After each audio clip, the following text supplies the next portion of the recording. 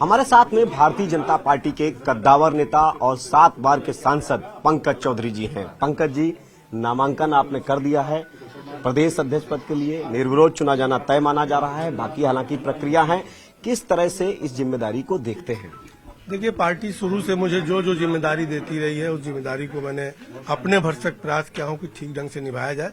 अगर ये भी जिम्मेदारी मिलती है तो पूरा प्रयास होगा कि इसको ठीक ढंग से हम निभाएं। बिल्कुल, इस जिम्मेदारी को आप ठीक ढंग से निभाएंगे, लेकिन जिस तरीके से भारतीय जनता पार्टी का संगठन है, देश की ही नहीं विश्व की सबसे बड़ी पार्टी है।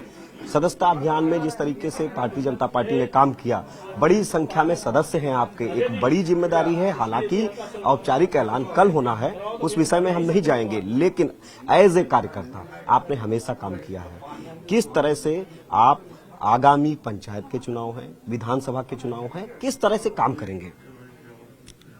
अपने सवाल का जवाब आपने खुद ही दे दिया है कि औपचारिक रूप से कल घोषणा हो जाना दीजिए, सारे सवाल का जवाब मैं कल दूंगा। मेरा सवाल ये है कि आप भारतीय जनता पार्टी के 7 बार के सांसद हैं, 7वीं बार सांसद हैं, केंद्र में वित्त राज्य मंत्री हैं, तो ऐसे में हम आपसे प्रदेश अध्यक्ष वाली अगर बात ना करें, फिर भी एज ए कार्यकर्ता क्या चुनौतियां देखते हैं? किस तरीके से आप जमीन पर संगठन को दुरुस्त करेंगे या किस तरीके से विपक्ष को जवाब देंगे?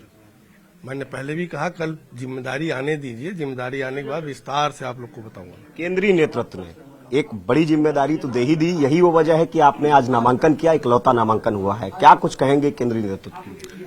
निश्चित तौर से पहले औपचारिक घोषणा होने दीजिए, और हमारे वहाँ कोई भी चीज सब एक सबसे राय बात करके केंद्रीय नेतृत्व, प्रदेश नेतृत्व मिल करके ही निर्णय लेते हैं। जमीन पर संगठन की धार मजबूत नजर आएगी पंकज जी?